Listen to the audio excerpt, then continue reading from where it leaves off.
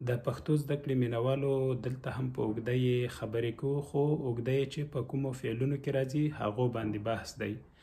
په تیر مهال کې چې ښځینه نومونو اړوند کوم فعلونه دي هغو کې څه راځي؟ اوږده یې راځي. لکه لیلا تللې ده.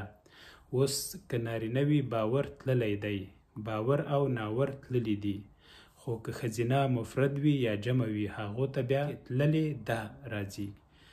لیلا تللې ده، لیلا او خندا تللې دي، یا لیلا او خندا تللې وې.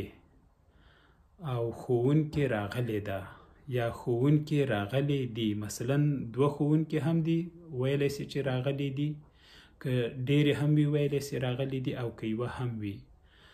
بل په مرستیال فعلونو کړې یا شوي کې هم اوږده یې راځي، خو چې دغه فعلونه دي ښځینه مربوط وي.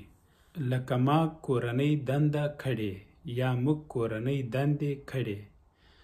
یا بل مثال دی ونه شنه شوې ده یا ونه شنه شوې وه. او جمع هم راتلی سي ونې شنې شوې دي یا ونې شنې شوې وې، دلته چې لږ سم ښکاري نه. بل مثال دی چې مڼه پخه شوې یا مڼې پخې شوې. شوې کې هم لاندې باندې ټکو والا یې راځي یا اوږده یې راځي. او وروستۍ خبره دا چې جنۍ په باغ کې سره مڼه سوه، نه ورختای سم نه یې باد راغورځوینه.